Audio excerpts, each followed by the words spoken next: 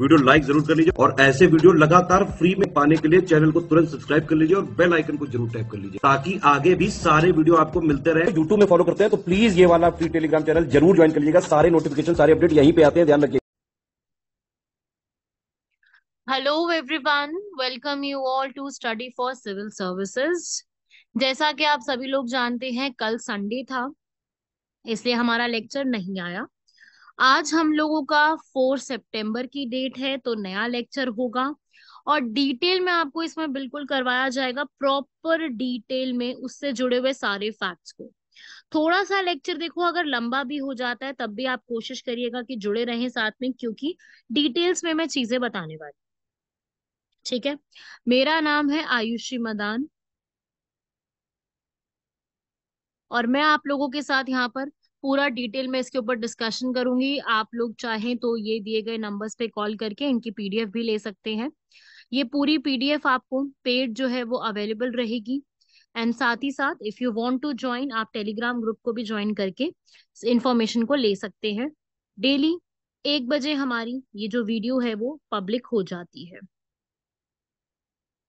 तो अब हम इसमें स्टार्ट करते हैं, देखते हैं हमारे सारे इंपॉर्टेंट आर्टिकल्स को।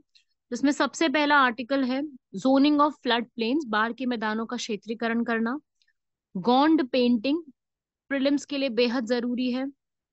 ग्रेट योजना, अगेन प्रीलिम्स के लिए जरूरी योजनाएं सारी। नाभ मित्र डिवाइस, प्रीलिम्स। महेंद्रगिरी की पहाड़ियां उड़ीसा की, अगेन प्रीलिम्स। आईटी हार्डवर्क के लिए प्रोत्साहन देना, अगेन बेसिकली प्रीलिम्स। ज्यादातर ये जितने भी कॉन्सेप्ट्स हैं वो प्रीलिम्स से जुड़े हुए हैं।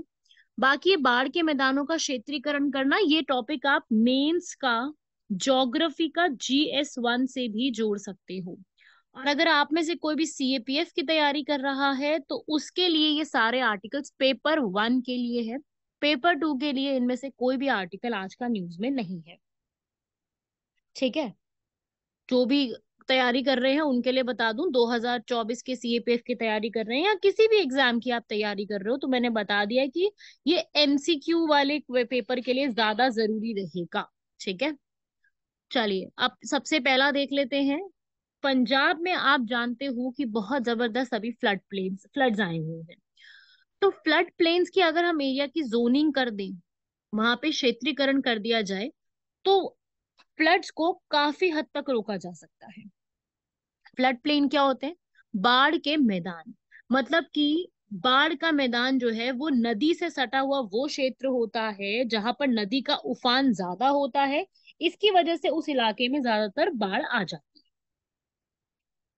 ठीक है, तो इंडिया में भी 1975 में इसकी एक डेफिनेशन दी गई थी, बाढ़ क्षेत्र। उसको ये बोला गया था कि जल बाढ़ वाहिका, बाढ़ के प्रति संवेदनशील जो इलाके होते हैं, तराई क्षेत्र, उनको यहाँ पर फ्लड प्लेन्स के नाम से जाना जाता है। जब फ्लड्स नहीं होते तब ये बहुत जरूरी होते, क्योंकि उस समय यहाँ पर हमारे जो एग्रीकल्चर का पूरा एरिया उसको काफी फर्टाइल रखते हैं। फर्टाइल का मतलब होता है उपजाऊ रखना, वहां पे अच्छी खेती हो पाती है।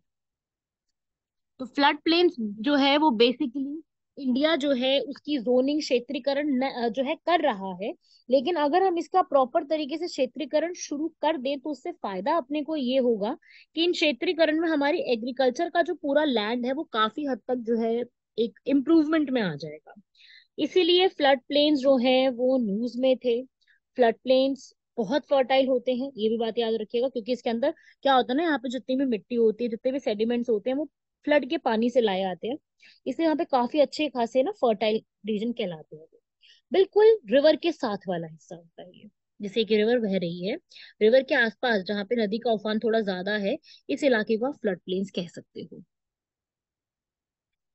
अब इनकी जोनिंग करने का क्या अर्थ है, अब ये देखो। फ्लड प्लेन की जोनिंग करने का मतलब है कि वहां पे जो उस एरिया का जो लैंड है ना, वहां पर उसको कैसे इस्तेमाल करना है वो एक इम्पोर्टेंट हो जाएगा। तो फ्लड प्लेन का यहाँ पर अर्थ होता है कि वहां पे अगर हम उसकी जोनिंग कर देंगे, उसका क्षेत्रीकरण कर देंगे, तो उस पूरे फ्लड से आने वाला जो डैमेज होता है, जो प्रॉब्लम्स होती है, उसकी वजह से वो यहाँ पे रोकी जा सकती है। क्योंकि फ्लड्स में बहुत ज्यादा न्यूट्रिशन होता है। फ्लड प्लेन्स में न्यूट्रिएंट वाली सिल्ट हो गई, सॉइल हो गई, वो कैरी करके लेके आते हैं, वहां पे छोड़ देते हैं, तो अच्छा खासा डिस्ट्रीब्यूट हो जाता है। तो ये भी क्वेश्चन एक जो है वो आप यूपीपीसीएस की तैयारी कर रहे हो, उसके मेंस में पूछा जा सकता है कि give reasons that why flood plains are very fertile. Class 7 की एनसीईआरटी का chapter number 3 our changing earth में ये दिया हुआ है। तो फ्लड प्लेन का बहुत छोटा सा आंसर आपको मान लो 100 शब्दों में या 50 शब्दों में जो लिखने के लिए आता है वो आप बता सकते हो, और आप उसमें बताओगे कि पहले फ्लड प्लेन्स होते क्या हैं। फिर आप इसमें बताएंगे कि फ्लड प्लेन्स इतने फर्टाइल क्यों होते हैं। ठीक है, क्यों? क्योंकि जब भी फ्लड्स आते हैं तो वो सॉइल अपने साथ में सॉइल के सेगमेंट्स को, सेडिमेंट्स को लेकर के आते हैं और बहुत बड़े एरिया में उसको फैला देते हैं, जिसकी वजह से वो पूरा एरिया फर्टाइल हो जाता है। और अगर हम उसकी जोनिंग करना शुरू कर देंगे तो जो वहां पे नुकसान होता है फ्लड्स के, नदी के उफान की वजह से, उसको रोका भी जा सकता है। और ये भी देखा जा सकता है कि कितने एरिया को कितना ऊंचा बनाना है ताकि वहां तक जो है वो फ्लड का थोड़ा सा जो उफान है वो पहुंच ना पाए, उसकी डीमार्केशन की जा सकती है। डीमार्केशन का अर्थ होता है उसका एक पूरा बाउंड्री जो है वो बना देना, एक पूरी बाउंड्री तैयार कर देना। उस बाउंड्री को कहते हैं डीमार्केशन। तो डीमार्केशन करना आसान हो जाता है। ठीक है भाई, तो इसको भी दिमाग में रखिएगा। वेल मेंटेन फ्लड प्लेन्स होते हैं, फ्लड प्लेन्स को काफी मेंटेन करके रखा जाता है। इसके इफेक्ट्स में भी यही है कि जोनिंग जो है, अगर जोनिंग नहीं होगी तो एनक्रोचमेंट आएगा, क्षेत्रीकरण के अभाव में मैदानों में अतिक्रमण होगा, कुप्रबंध होगा, ऐसी समस्याएं निकल के आती हैं। ठीक है, और अगर वहां पर कभी भी अनुपयुक्त निर्माण होता है, बाढ़ को अंदर की ओर खींचा जाता है, बाढ़ के मैदान के क्षरण से मिट्टी की उर्वरता और गुणवत्ता पर भी प्रभाव पड़ता है। तो ये सब चीजें रोकने के लिए बहुत ज्यादा जरूरी है कि हम इसको तैयार करें, लेकिन इसके लिए गाइडलाइंस होनी चाहिए। हमारी जो एनडीएमए है 2005 में जो बनाई गई थी, नेशनल डिजास्टर मैनेजमेंट अथॉरिटी, जिसे हम हिंदी में कहते हैं राष्ट्रीय आपदा प्रबंधन प्राधिकरण। ये प्राधिकरण जिसको प्राइम मिनिस्टर हेड करते हैं, कौन होते हैं इसके चेयरमैन? Prime minister. ये लिख लेना, ये क्वेश्चन यूपीएससी एनडीए में पूछ चुकी है। NDMA is headed by, answer is prime minister. तो वहां पर जो है बाढ़ के क्षेत्र का क्षेत्रीकरण पर दिशा निर्देश जारी करने के अनुसार वहां के रक्षा प्रतिष्ठान हो गए, उद्योग हो गए, सार्वजनिक स्थल हो गए, वहां पे जितने भी हैं चिकित्सालय, बिजली घर, जल आपूर्ति, टेलीफोन, रेलवे स्टेशन, इन सब पे ऐसा निर्माण किया जाता है कि वो 100 वर्ष से भी ज्यादा बाढ़ के जो है उसको संभाल सकते हैं। तो एनजीटी के भी हिसाब से उन्होंने ये बोला है कि भाई जो भी रिवर की लाइनिंग होती है उसके 500 मीटर, सॉरी, 500 मीटर के दायरे में कुछ भी कंस्ट्रक्शन नहीं होनी चाहिए, क्योंकि वो फिर आगे चल के खराब भी हो सकती है। एनजीटी ने ये बताया, तो वही है, ये देख सकते हैं आप, फ्लड प्लेन्स इस तरीके से रीजन होते हैं। ये फ्लड प्लॉन स्ट्रक्चर बना दिए जाते हैं क्योंकि फ्लड का लेवल यहाँ तक हो सकता है, इसलिए इसको ऊपर करके स्ट्रक्चर बना दिया जाता है। ये नॉर्मल रिवर का चैनल चैनल चल रहा है, फ्लड का लेवल यहाँ तक है, तो फ्लड का रास्ता ऊपर से निकल के ये पूरा फ्लड प्लेन कहलाएगा, ये पूरा रीजन जो है वो फ्लड प्लेन कहलाएगा। ठीक है, तो इसलिए इसकी जोनिंग जरूरी हो जाएगी। अगला आता है गॉन्ड पेंटिंग। क्यों? क्योंकि अभी अभी आपको पता है ब्रिक्स की मीटिंग हुई है। ब्रिक्स की मीटिंग कहाँ पे हुई है? साउथ अफ्रीका में। और उसी में डिसाइड किया गया कि ब्रिक्स में और कंट्रीज को भी जोड़ा जाएगा। तो जब ब्रिक्स की मीटिंग हो रही थी तब ब्राजील के प्रेसिडेंट लूला दा सिल्वा को हमारे प्रधानमंत्री श्री नरेंद्र मोदी द्वारा एक पेंटिंग गिफ्ट की गई है, और वो पेंटिंग कौन सी है? गॉन्ड पेंटिंग। तो अब यूपीएससी सवाल यहां से पूछेगी कि गॉन्ड पेंटिंग क्या है, कहाँ पे है ये, वो सारी चीजें। तो देखिए, गॉन्ड पेंटिंग एक आदिवासी कला है जो कि मध्य प्रदेश में सबसे ज्यादा निकल के आई थी। मध्य प्रदेश में जो वो इलाका जहाँ पे गोदावरी नदी के आसपास का इलाका पड़ता है, कि गोदावरी नदी मध्य प्रदेश में नहीं बहती, लेकिन इसकी ट्रिब्यूटरीज बहती है। तो गोदावरी, गोदावरी का ओरिजिनेट कहाँ से होता है? गोदावरी का जो ओरिजिनेट होता है वो होता है, एक रीजन है महाराष्ट्र में, काफी जो है फेमस एक रीजन है, उस रीजन में महाराष्ट्र के अंदर। ठीक है, तो गोदावरी रिवर जो है, जिसको दक्षिणी गंगा कई बार के नाम से भी जानते हैं, जो कि त्र्यंबकेश्वर नासिक से निकलती है, महाबलेश्वर से कृष्णा निकलती है। ठीक है, गोदावरी नासिक त्र्यंबकेश्वर से निकलती है, जो कि सबसे ज्यादा महाराष्ट्र में बहती है, फिर तेलंगाना, आंध्र प्रदेश, छत्तीसगढ़, इन सब में बहती है। लेकिन उसकी ट्रिब्यूटरीज जो है ना, वो मध्य प्रदेश में भी आती है। तो मध्य प्रदेश से होते हुए वो पूरी यहाँ पर रीजन में बहती है, उस रीजन में वहां पर मध्य प्रदेश के गॉन्ड पेंटिंग काफी फेमस है। गोंडी डायलेक्ट्स वहां पे बोले जाते हैं, बहुसंख्यक गोंडी परस्पर आपस में बोलियां समझते हैं। बताए कैसी पेंटिंग होती है? जिसमें आप बूंद जो होता है ना, ये डॉट डॉट्स होती हैं, उनका अच्छा खासा आप यूज करते हो इसके अंदर, लाइंस, डॉट डॉट। अगर आपने कोई चिड़िया भी बनानी है ना, तो आप डॉट डॉट डॉट डॉट करके पूरी चिड़िया बनाओगे। तो ये डॉट्स की हेल्प से क्रिएट की जाती है, बहुत सुंदर लगती है। इसमें नेचुरल कलर्स का इस्तेमाल किया जाता है, जैसे अगर आपको ब्लैक चाहिए तो चारकोल, आपको हरा कलर चाहिए तो आप पत्तियों का कलर लोगे, तो वहां से है। असल में गोंड शब्द निकला है वहां के शब्द कौंड से, जिसका अर्थ होता है ग्रीन माउंटेन। तो ये पूरी ट्रेडिशनल फॉर्म होती है ट्राइबल पेंटिंग की सेंट्रल इंडिया में। गोंड जो है ये एक ट्राइबल ग्रुप है जो कि काफी सारा ज्यादा कहाँ पे रहते हैं, मध्य प्रदेश में, सेंट्रल इंडिया के हिस्से में है। और ये आर्ट बहुत ज्यादा जो है वो वॉल्स पे करना और काफी ज्यादा की जाती है। ये आर्ट ये बहुत खूबसूरत लगती है, एक लाइन के हिसाब से बना करके। ठीक है, इसे कई बार जो है, कई बार कई बुक्स में इसको जानगढ़ कलम के नाम से भी लिखा गया है। क्या? जानगढ़ कलम के नाम से। तो गोंड जो है ये लार्जेस्ट ट्राइब्स भी हैं, और इनकी जो पेंटिंग होती है वो बहुत ही ब्यूटीफुल, लाइक बहुत ज्यादा चमक धमक के बाहर निकलती है। ठीक है, और ज्यादातर ये अपने फेस्टिवल्स दिखाना या हमारे पक्षियों को दिखाना, ये चीजें ज्यादा दिखाते हैं। और ये नेचुरल कलर्स का इस्तेमाल करते थे, पर आज के टाइम पे ये अपने अपने नए नए कलर्स का भी इस्तेमाल करने लग गए। ठीक है, इसमें पुरानी हमारी जो कथाएं हैं उनके बारे में दिखा देना, ये सब चीजों को ज्यादा करते हैं। पिक्चर्स बनाते हैं वॉल्स पे, फ्लोर्स के ऊपर, कंस्ट्रक्शन के कामों के ऊपर बनाते हैं। इवन जो भोपाल में एक भारत भवन आर्ट सेंटर है, उसमें भी इसी को पूरी तरीके से बनाया गया था। वहां पे ये काफी अच्छे इसके बनाए गए हैं। और इसके एक इम्पोर्टेंट आर्टिस्ट मैं बता दूं, जो आपसे पूछे जा सकते हैं, जिनका नाम है जे स्वामीनाथन। क्वेश्चन आता है जे स्वामीनाथन किस कला से जुड़े हुए हैं, तो वो देखो गॉन्ड पेंटिंग से जुड़े हुए हैं। उसके अलावा और भी बहुत से लोग हैं, पर ये ज्यादा जाने जाते हैं इसके लिए, जिन्होंने काफी ज्यादा इसमें चेंजेस करके इसको एक नया रूप जो है वो भी प्रोवाइड करा है। ठीक है भाई। और इनकी आपको कभी आप ललित कला अकेडमी दिल्ली में विजिट करोगे तो इनसे जुड़ी हुई आपको सारी चीजें वहां पे अच्छी खासी देखने को मिल जाएंगी। गॉन्ड आर्ट कहते हैं इसको। खूब पिक्चर्स वहां पे गॉन्ड आर्ट की आपको लगी मिल जाए। ठीक है, ये बहुत पुरानी आर्ट है, 1400 साल पुरानी कहीं इसको आप कह सकते हो।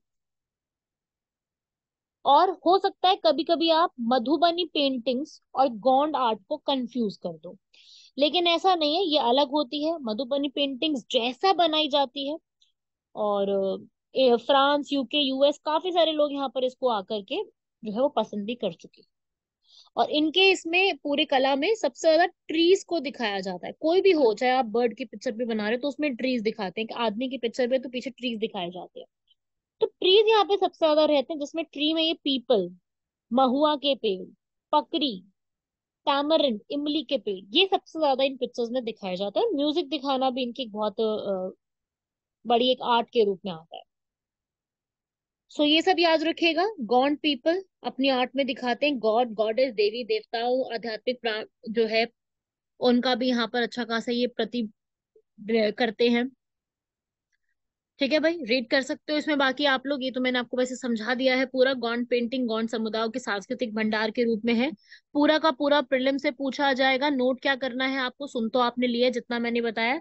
मैंने आपको जो आर्टिस्ट का नाम बताया वो लिखेंगे आप लोग, कहाँ पे है वो लिखेंगे, और ये कौन सी नदी के किनारे लोग जो है बसे हुए हैं जो इसको बनाते हैं, लिखो ये भी। ये रहा इस वाले सेकंड वाले पॉइंट में, गोदावरी गॉर्जेस के पास बने हुए गोदावरी के जो जॉर्ज बने हुए हैं वहां पर, घाटी के लेकर के उस रीजन में, मध्य प्रदेश, महाराष्ट्र, तेलंगाना, आंध्र प्रदेश, बिहार, उड़ीसा, वहां पे गोंडी लैंग्वेज बोली जाती है, नेचुरल कलर का इस्तेमाल करते हैं। ये सारी बातें लिखने के लिए आपके पास ये वाली बातें रहेंगी। ठीक है, क्योंकि इसमें पूछा जा सकता है। अच्छा, एक और बात बता दूं, इसको जीआई टैग भी मिल चुका है। आपको पता है ना, पेंटिंग्स और इन सब चीजों को जीआई टैग मिलता है, मैंने बताया हुआ आपको। तो लिख लो इस बात को भी, जिनको नहीं पता है कि गॉन्ड पेंटिंग मध्य प्रदेश की, इसको ऑलरेडी एक जीआई टैग भी दिया जा चुका है। बहुत अच्छी बात है। जीआई टैग जोग्राफिकल इंडिकेशन, भौगोलिक संकेतक, ये दिया जा चुका है, ताकि वही लोग सिर्फ इसका इस्तेमाल कर सकते हैं, इसका नाम इस्तेमाल कर सकते हैं, और कोई भी इसका नाम इस्तेमाल नहीं कर सकता। ये ओरिजिनल वहीं की पेंटिंग।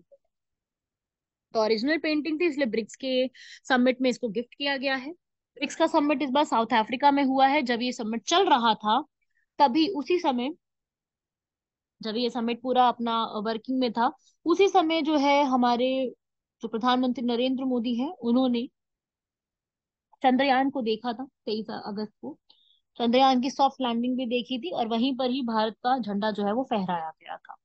ठीक है भाई, तो ये सारी बातें आपको अलग से लिख लेनी है, नोट कर लेनी है, इनसे भी सवाल आते हैं, ये सब आपको पता होनी चाहिए। इनको ना लर्न कर लो, इनको भूलना नहीं है, लर्न करना बेहद जरूरी है इनको, नहीं तो फिर एग्जाम में ना वही बहुत कंफ्यूजन हो जाती है। चलो भाई अगला बढ़े आर्टिकल। अगला आता है एक स्कीम, एक और है जिसका नाम है ग्रेट स्कीम। ग्रेट है, बिल्कुल महान योजना बनाई गई है भाई, कपड़ा स्टार्टअप करने के लिए 50 लाख रुपए का अनुदान करने की घोषणा करी है, जिसमें आप टेक्निकल टेक्सटाइल्स को आप इस्तेमाल करते हो। ग्रेट की फुल फॉर्म भी है, पहले तो हम ग्रेट की फुल फॉर्म लिख लें। नोट्स में लिखो भाई अपने, ग्रेट की फुल फॉर्म को सभी लोग लिखेंगे। ग्रेट की फुल फॉर्म होती है grant for research and entrepreneurship across aspiring innovators in technical textiles. मतलब कि टेक्निकल टेक्सटाइल्स में जो भी एस्पायरिंग इनोवेटर्स है, जो इसमें आगे बढ़ना चाहती है, उनको एक ग्रांट दी जाएगी रिसर्च करने के लिए और एंटरप्रेन्योरशिप के लिए, ताकि उसमें रिसर्च वर्क भी कर सके और स्टार्टअप को भी प्रमोट कर सके। इसीलिए इसका नाम ग्रेट स्कीम है। अब ये पूरा टेक्सटाइल से जुड़ा हुआ है, तो ये कौन सी मिनिस्ट्री के अंडर होगा? ऑब्वियस सी बात है, ये हमारी एक टेक्सटाइल मिनिस्ट्री के अंडर लॉन्च किया गया है। ठीक है, जिसका काम है टेक्निकल टेक्सटाइल्स को लेना, जो कि एक जितने भी स्टार्टअप्स वगैरह होते हैं उनसे जुड़ी हुई चीजों को देखेगा, स्टार्टअप से।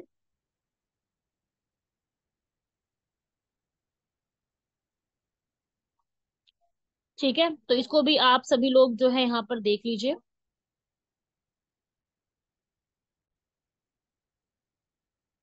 तो याद रखिएगा, ये ग्रेड स्कीम इससे जुड़ी हुई है, मिनिस्ट्री ऑफ टेक्सटाइल, जो कि आप देखोगे यहाँ पर क्या काम करेगी, एंटरप्रेन्योरशिप देगी। एंटरप्रेन्योरशिप का मतलब होता है स्टार्टअप करने के लिए जो ग्रांट चाहिए होती है वो यहाँ पे दी जाएगी। 10% की कंट्रीब्यूशन जो है और अतिरिक्त भी दी जा सकती है इसके अंदर। तो पूरी की पूरी जो स्कीम है बेसिकली वो क्या काम कर रही है, वो यहाँ पर लोगों को टेक्सटाइल्स में आगे बढ़ने के लिए पैसा यहाँ पे दिया जाएगा, और ये कितने टाइम के लिए दिया जाएगा? 18 महीनों के लिए, 18 मंथ्स के लिए।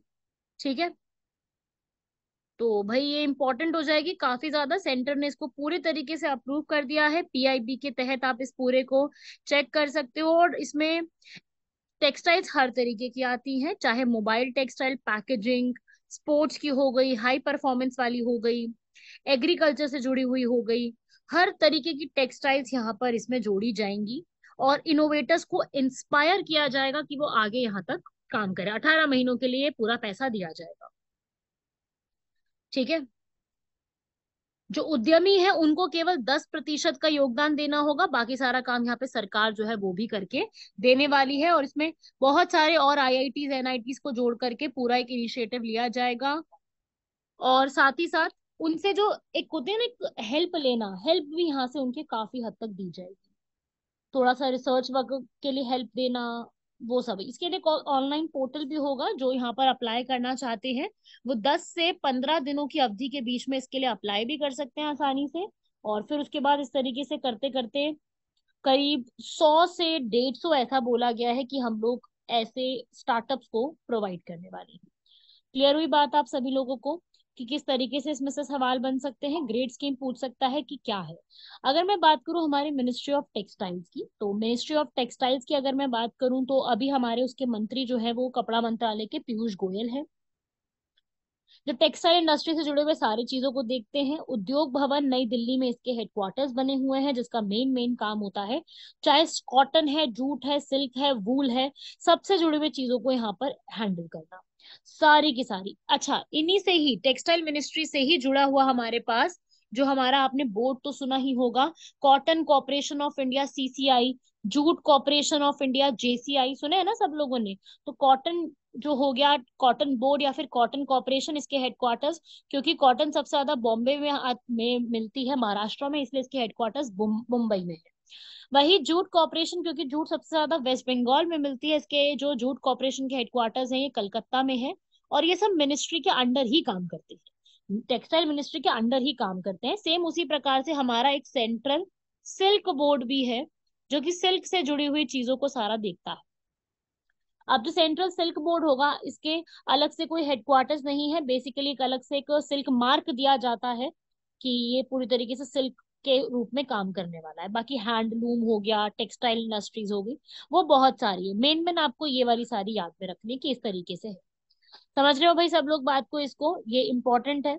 इससे जुड़े हुए म्यूजियम भी बहुत सारे बने हैं प्रगति मैदान में, जहां पर हैंडलूम म्यूजियम वगैरह भी लोकेटेड है। तो मिनिस्ट्री ऑफ टेक्सटाइल्स दिमाग में रखिएगा। अगला आता है हमारा नाभ मित्र डिवाइस।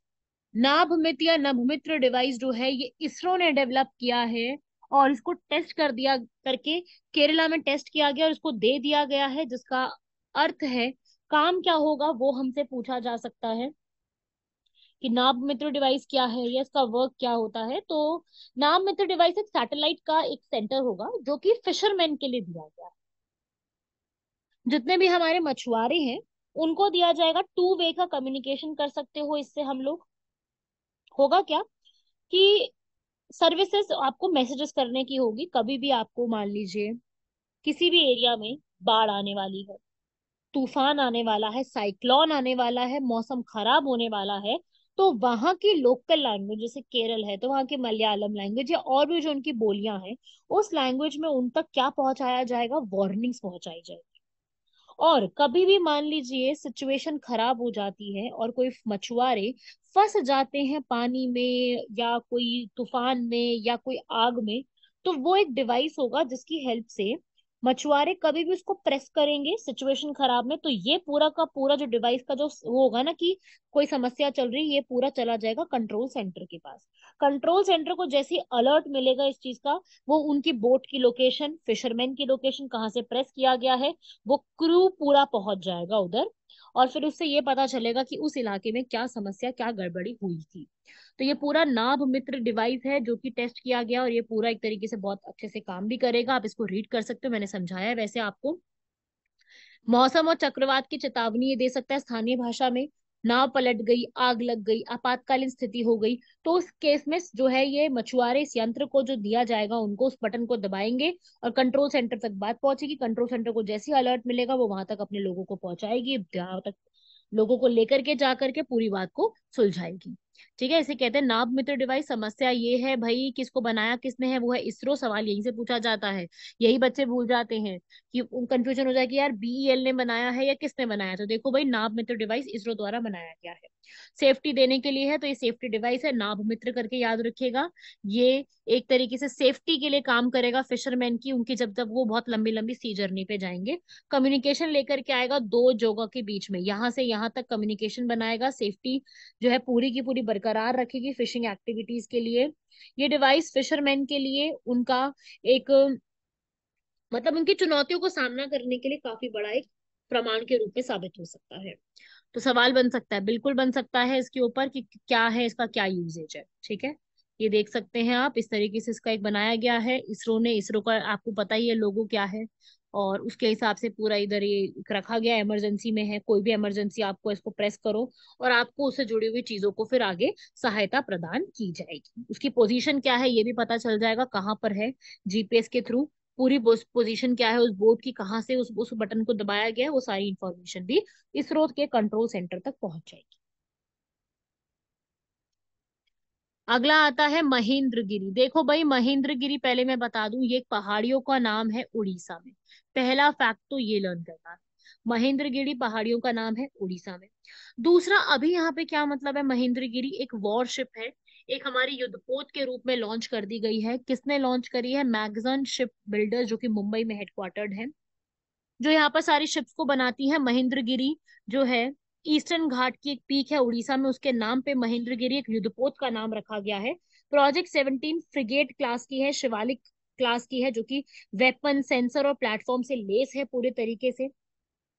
जो यहाँ पर पूरा ये बताती है महेंद्रगिरी कि हम लोगों की, भाई जो हमारी जो एक वॉर होंगी, वॉर वगैरह होती है, तो उसमें हम किस तरीके से सहायता ले सकते हैं, ये उसके लिए है। हमारी खुद की एक डिफेंस की तैयार की गई है, इसलिए इसका नाम इंडिया के ही एक पहाड़ पर्वत पे रखा गया है महेंद्रगिरी। तो ये क्योंकि हमने इंडिजीनियसली बनाई है, इसके अंदर काफी सारे लोगों ने और भी हेल्प करा है, जैसे कि मैग्जॉन डॉक में हो गया। मैग्जॉन डॉक शिप शिप बिल्डर्स जो है वो और भी कंस्ट्रक्शंस कर रही है, जैसे कि और गार्डन रिसर्च शिप बिल्डर्स ने भी यहाँ पर शिप्स बनाई हैं। वैसे तो देखो, आपने काफी ज्यादा एल एन टी का, लार्सन एंड टर्बो का नाम सुना होगा, लेकिन साथ ही साथ गार्डन रीच शिप बिल्डर्स भी एक इंपॉर्टेंट है। डिजाइन पूरा इन हाउस रखा गया, इंडियन नेवी को सौंप दिया गया है, आत्मनिर्भर कमिटमेंट को पूरा करते हुए प्रोजेक्ट 17 ए की शिप्स को तैयार किया गया है। ठीक है, इससे नेशनली प्रोग्रेस भी होगा और अपने ही भारत के लोगों को यहाँ पर एम्प्लॉयमेंट जनरेशन भी की जाएगी। तो महेंद्रगिरी याद रखिएगा, दो चीजें हैं, महेंद्रगिरी हमारी एक युद्धपोत का भी नाम है, साथ ही साथ ये एक पहाड़ियों का भी नाम है, जो कि कहाँ पे लोकेटेड है, कहाँ पे है, उड़ीसा में। ठीक है, तो महेंद्रगिरी इंपॉर्टेंट है, इसको पहाड़ियों का नाम याद रखना। इसके नाम से एक लॉन्च भी हो गई है, वो भी याद रखना, दोनों बातें याद रखना। ठीक है, गजपति ओडिशा, ईस्टर्न घाट्स वहां पे लोकेटेड है। और इसकी अगर मैं बात करूं, पूरा महेंद्रगिरी, यहाँ पर आपको बहुत सारे ऐसे औषधि मिलेंगे जो हमारे लिए बहुत जरूरी होते हैं। यहाँ पर काफी ज्यादा औषधियां जो है वो देखने को मिलती है। क्लियर है भाई? चलिए लास्ट आर्टिकल भी देख लेते हैं, फिर इसको कंप्लीट करते हैं। लास्ट आर्टिकल है production linked incentive scheme, IT के लिए, पीएलआई कहते हैं इसको। जैसे कि आपको पता है कि आईटी सेक्टर में हम लोग प्रोडक्शन लिंक देते हैं कि अगर आप इससे जुड़ा हुआ प्रोडक्शन करोगे तो आपको इंसेंटिव्स दिए जाएंगे। तो बहुत सारी कंपनी जैसे कि एसस, डेल, एचपी, फॉक्सकॉन, इन सब कंपनीज ने जो अपने कंप्यूटर्स और लैपटॉप्स बनाती हैं, उन्होंने इंडिया में जब यहाँ पर हैं वो, तो इंडिया के साथ जुड़ने के लिए उन्होंने बहुत सारी जगह पे एप्लीकेशंस दी हैं। पीएलआई जो है वो एक तरीके से इंडिया में और सप्लाई करेगा और ज्यादा बेटर बनाएगा आईटी सेक्टर को इम्प्रूव करने के लिए, उस प्रोडक्शन को बढ़ाने के लिए आपको इंसेंटिव दिए जाएंगे। ठीक है, आईटी सेक्टर में प्रोडक्शन सरकार ने पहले जो है वो 7,000 करोड़ रखी थी, अब 17,000 करोड़ कर दिया, डबल से भी ज्यादा कर दी है इंसेंटिव्स देने के लिए। तो वही एक इम्पॉर्टेंट है कि भाई आप अगर आप इंसेंटिव ज्यादा दोगे तो इन्वेस्टमेंट बढ़ेगी, वहां पे लोग और ज्यादा वहां पे इन्वेस्ट करने की सोचेंगे, अपने ही लोगों को जॉब ज्यादा मिलेगी, और डोमेस्टिक एरिया में हमारे यहीं पर ही, क्योंकि आपको पता है कि इंडिया में लैपटॉप, टैबलेट, कंप्यूटर्स, इन सबका कितना ज्यादा बोलबाला है। तो उस तरीके से वो कंज्यूमर को सेल करनी है, उसमें सेमीकंडक्टर्स लगेंगे। अब सेमीकंडक्टर भी भारत को जो है वो पूरा बनाने की कोशिश कर रहा है, तो सेमीकंडक्टर से जुड़े हुए हम लोग क्या दे रहे हैं, प्रोडक्शन लिंक्ड इंसेंटिव। उस प्रोडक्ट से जुड़ा हुआ इंसेंटिव दिया जाएगा उसकी प्रोडक्शन करने के लिए। ठीक है, 6 साल का पूरा टेन्योर है, 5% जो है उसको जो है वो अभी दिया जाएगा, उसको बाद में आगे चल के इंक्रीज भी कर दिया जाएगा। तो यही है मेन इसका ऑब्जेक्टिव पूरे तरीके से। और ये आपको दिमाग में रखना है, कंट्री जो है यहाँ पर इलेक्ट्रॉनिक्स में काफी बढ़ रही है, लैपटॉप कंप्यूटर्स के मामले में तो अब काफी इंक्रीज हो गया है। हम इंपोर्ट यहाँ पर भी कर रहे हैं और एक्सपोर्ट भी कर रहे हैं। सबसे ज्यादा जो बोलबाला इसके अंदर रहता है वो चाइना का रहता है, तो कम करने के लिए अपने इंडिया को बढ़ानी पड़ेगी ना ये चीज। वही है प्रोडक्शन लिंक इंसेंटिव, मैंने आपको वैसे लाइन बाय लाइन समझा दिया है, आप चाहो तो रीड कर सकते हो इस पूरे को। बट असल में पूरा जो ये आपका एक लिखा हुआ है, ये सारी बातें, ये समझने वाली चीजें ज्यादा है। ठीक है, जो मैंने समझाया है ना आप उसको समझो, बाकी आप क्या करो, वीडियो को पॉज करके एक बार रीड कर लो, क्योंकि क्या होगा ना कि आपको रीडिंग वाली लैंग्वेज भी पता चल जाएगी। बाकी आपको पूरा लर्न नहीं करना है, लर्निंग नहीं करनी है इसके अंदर, कुछ भी कुछ नहीं लर्न करना है इसके अंदर आपको, बस ये आपको समझने वाली बात है। ठीक है,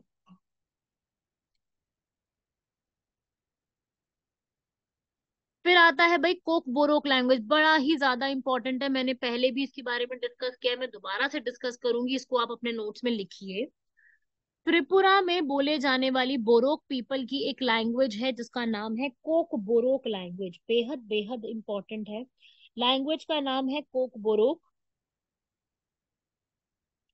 ठीक है, कहाँ बोली जाती है ये पूछा जाता है, ये असल में त्रिपुरा में और बांग्लादेश में बोली जाती है।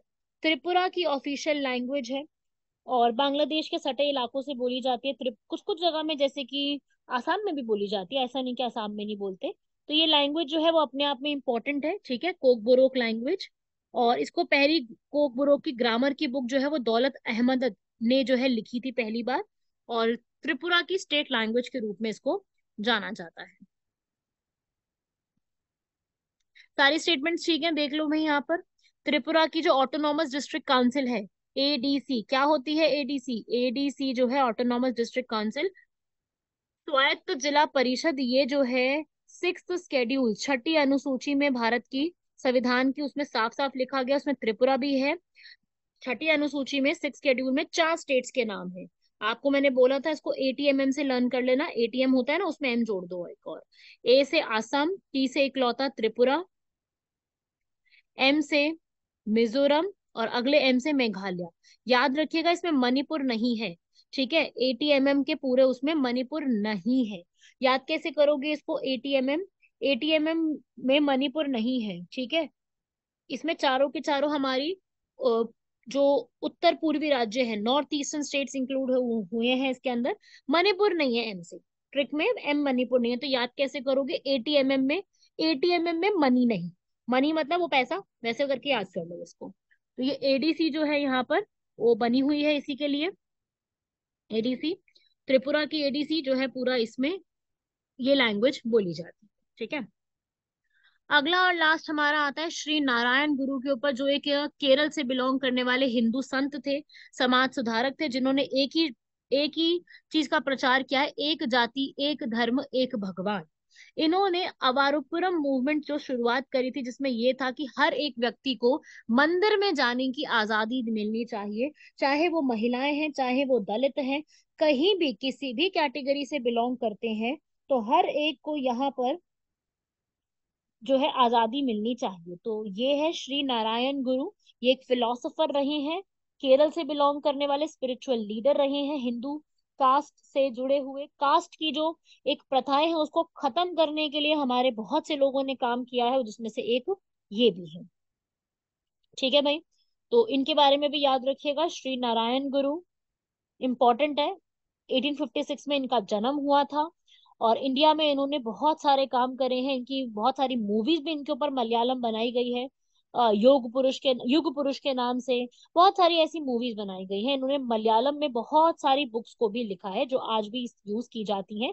इवन संस्कृत लैंग्वेज में भी इन्होंने, तमिल में भी काफी सारी बुक्स को लिखा है। तो श्री नारायण गुरु इनके बारे में याद रखिएगा। और इनका जो है एग्जाम में सीधा सीधा सवाल बनते हैं, कौन थे, कहाँ से बिलोंग करते थे।